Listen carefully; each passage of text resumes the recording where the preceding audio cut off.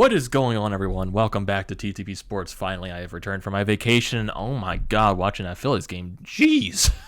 Where's that offense been the entire week? What, they hit like 7, 8 home runs in this ball game? Andrew McCutchen with 2 home runs, Odubel Herrera with 2 home runs, Matt Joyce with a grand slam in the 9th inning. It just... Where has this offense been? Because the Phillies just... Ugh.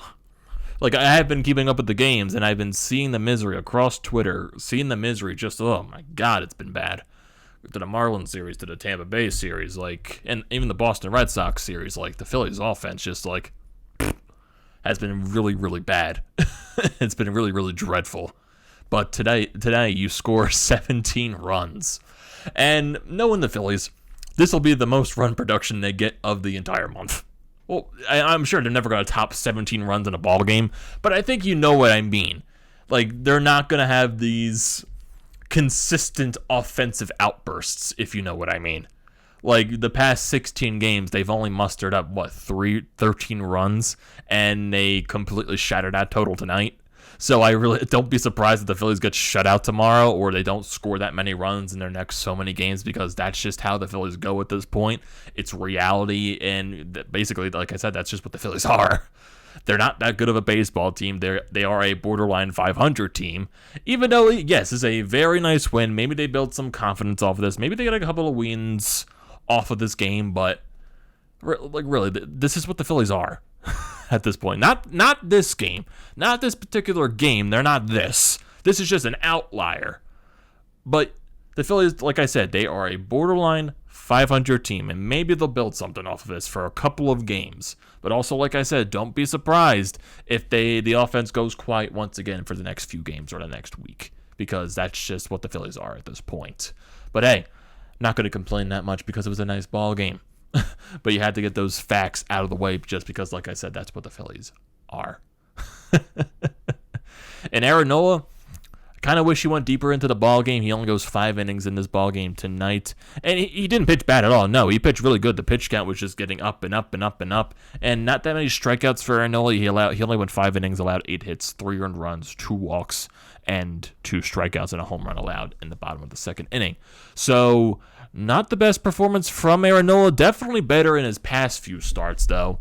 To where, and honestly, Aaron Nola hasn't felt the same since, I would say, maybe his complete game shutout against the Cardinals. Like, he had some solid performances after that, but especially going back to that Sunday night baseball game in Atlanta, where he was just absolutely dreadful. He just really hasn't recovered from that ball game fully, and we really haven't seen the true Aaron Nola since that ball game. And yeah, this is not the best ball. This is probably the better ball game that he has pitched recently, but still, I'm not, like I said, I'm not going to harp that much, but I would just wish he kind of went deeper into the ball game, just so you don't have to utilize the bullpen that much, because we did use 3 arms. But like I said, not going to ask much. Ranger Suarez continues his scoreless streak as he goes 2 strong innings and doesn't allow a run once again. So I guess at this point, trust Ranger Suarez with every situation possible. But this was also the standpoint where the Phillies were up by a wide margin of runs and they just kept piling on the runs. So it didn't really matter at that point. But still, Ranger Suarez is he's going on a nice, decent run for himself right here. Bradley comes into the ball game as well. And when the Phillies were up by 17-3, you got that at bat in the final part of that inning, and he just didn't even try. It's just like, at that point, you're up by so many runs. Let's just get this ball game over with. Get it done and over with. And then Braden Kinsler comes in for that final 9th inning. But, geez, the home runs in this ball game, my goodness. It's just like I said, where the hell was this outburst from the Phillies like the past week? But the Phillies, they do go down 2-0 early in this ball game as Tyler Naquin hits a 2-run shot. It makes it 2-0 Reds, but the Phillies respond in the very next inning by Ronald Reyes. Honestly, I feel like this guy's the best hitter on the team lately. He goes deep, makes it 2-1 Reds, and then not that long after, Odubel Herrera goes deep, his 3rd of the season, and he ties the ball game up at 2. Alec Bohm had himself a nice game. A lot of players had himself a nice game today. Seriously, when you score 17 runs, a lot of players in the lineup are going to have a nice ball game. But this is definitely a ball game that Alec Bohm needed. and he started that off with an RBI single to score JT Realmuto in the top of the 4th inning, made it a 3-2 Phillies lead. Phillies go to the top of the 5th inning, and Rhys Hoskins gets an RBI double, which scores Gene Segura to make it a 4-2 ball game. Reds did tack on another run in the bottom of the 5th inning, makes it 4-3. Mike Freeman gets an RBI single to Odubel Herrera. But then this is when the gates start to break open in the top of the 6th inning. Andrew McCutchen absolutely murders a ball, hearing the sound coming off of his bat, just like a gun shot out of a cannon shot out of a cannonball. Actually, I messed up that analogy. Actually, I'm an idiot. I just came off vacation, so right now my brain is scrambled. But a cannonball getting shot out of a cannon, basically, at that point. That's how loud the ball was coming off of the bat. Makes it a 5-3 Phillies ball game. Then Ronald Torreyes gets an RBI double to make it 6-3, scores Alec Boehm. And then Odubel Herrera gets another home run in this ball game. 2 bat flips for him in this 2-run shot, makes it an 8-3 ball game. Then Rhys Hoskins tacks on to the score as Gene Segura gets on base as well. Just it looked like a pop fly to right field and it gets out. Cincinnati's just one of those hitter-friendly ballparks where the ball just goes out. It does in that ballpark. That's what it felt like with Rhys Hoskins. And he makes it a 10-3 ball game.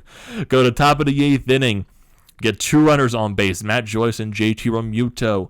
Andrew McCutchen pulls one down the line, makes it a 13-3 ball game for his 2nd home run on the night, and that's his 9th of the season.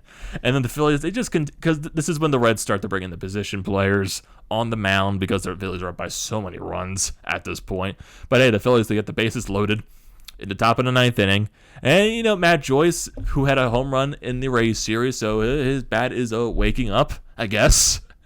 And he crushes a grand slam to right field to make it 17-3.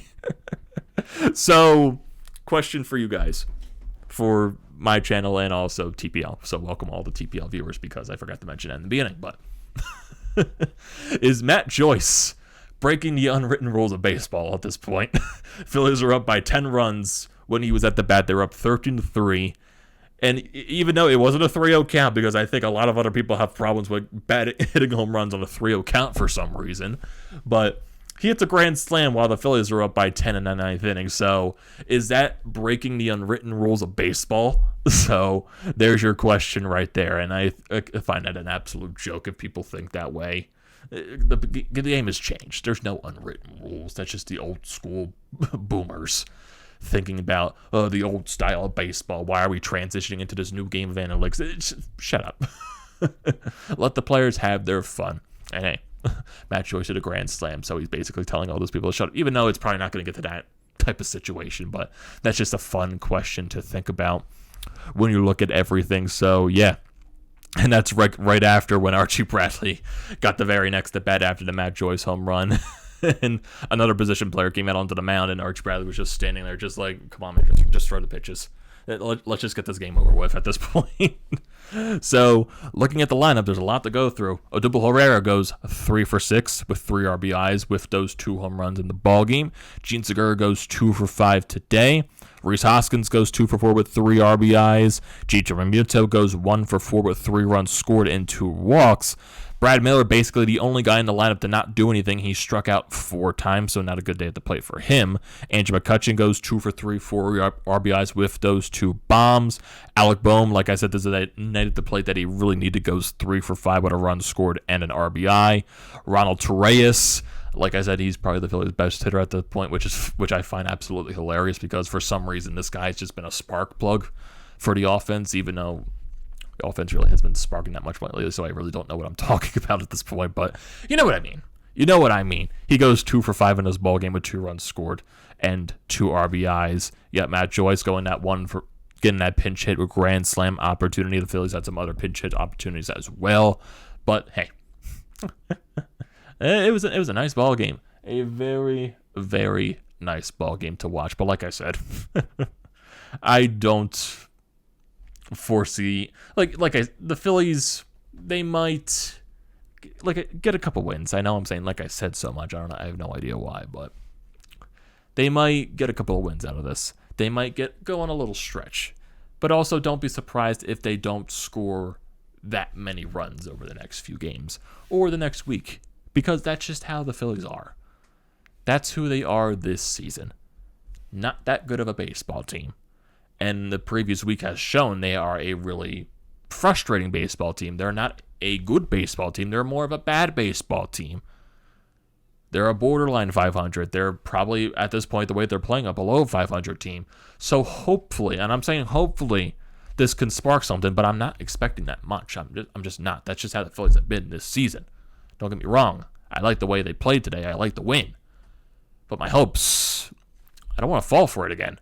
Because you go with that sweep of the Milwaukee Brewers, and then after that Braves series, it just kind of felt like it spiraled out of control from that point. At the beginning of May, and then you go through all this frustrating stretches, losing another series to the Marlins.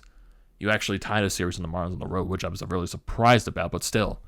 Lost a series to the Red Sox, lost the 2 games to the Tampa Bay Rays, just really poor offensive production. This was your best offensive production in a very long time. I'm not expecting that much over the next stretch of games. I won't be surprised if they're shut out tomorrow, and you shouldn't be either, because that's who the Phillies are at this point in the season. Who knows? Maybe, and like I said, hopefully they turn this around with this game. But I'm not expecting much. I'm just not. I'm just not at all. So, going into tomorrow's ball game, Spencer Howard's going to be on the mound for the Phillies. And it's going to be a 12:35 ball game. So basically right when you wake up at this point, and I'm still on jet lag. So I'll probably wake up when the game starts. So I won't have any prep to do. I just wake up, turn on the television, and they're on. So, yeah, it's going to be an interesting week there. And as they wrap up that series, they go back home for some home cooking to play the Washington Nationals. So, and there's going to be a tough stretch for the Phillies as well. Coming up after this Red Series, you got the Nationals this weekend. You got the Braves for 3 games from the 8th to the 10th of June. And then you got a 2-games weekend set against the New York Yankees, which honestly I find weird. Like, why are we playing 2 games against the American League teams? I would love to see a weekend series against the New York Yankees. Like, that is much-watched baseball. Not from the Phillies standpoint, but just seeing the Yankees. That's basically what I'm sticking to at this point. Even though the Yankees, they have been playing their best this season as well. But especially since now with everything in the world, it's starting to get a little less, I would say, hectic. The pandemic stuff is starting to get very, really lenient around the world. You're starting to see with the NHL playoffs, their stadiums are starting to get packed. The Sixers, for their next home playoff game tomorrow, you're going to be expecting a sold-out Wells Fargo Center. And I think the Phillies, too, they're eventually going to be getting a full stadium, even though most likely, with the way this team has been playing this season, they're probably not. I would say maybe for the first game, especially against the Yankees, they might have a sold-out stadium just because it's the first game back with all the fans being allowed back in attendance. But it's nice to be back in that sort of scenario where we could probably get back into some normalcy. But I think to get off that topic for that while. So, like I said, gonna be a tough stretch coming up. But hey, nice win. But I'm not expecting much as the games go on because this is who the Phillies are. They have a long stretch of really frustrating baseball. They'll put maybe 1 or 2, 3 games together where they're playing really good baseball. Pitching is good. The offense is going on all spurts. And then they go right back into that frustrating stretch. So I'm not really expecting much the next few games. So, looking quick at the standings, the Phillies brought their run differential back up to -19. Which I think was at like a -33 or something. Previously, they're 3rd place in the NL East standings, and this NL East has been a major garbage chute at this point. I expected it to be way more, I guess, competitive than I thought. Even though it's still technically competitive because every team is still very close with each other, but a lot of the teams are not good. I expected to be on a competitive side of majority of the teams in this division are going to be good. Right now, it's more circling to, it's a competitive division because every team is bad. It's starting to turn into the NFC East at this point. So, let's see if the Phillies can salvage this series tomorrow and hopefully win a road series again. So, like I said, not expecting much, especially with Spencer Howard on the mound. Like I said, he really has it. It's just with Spencer Howard, like, he gives you those couple of good innings where it's just like, man, I see the hype with this kid, but then he gives you that one inning where he just completely drops off. And he cannot find that for some reason. He can't find a way to prevent himself from losing that velocity, having that bad inning where it looks like it spirals out of control. So hopefully we'll just have to wait and see it tomorrow. So that's going to do it, everyone, here.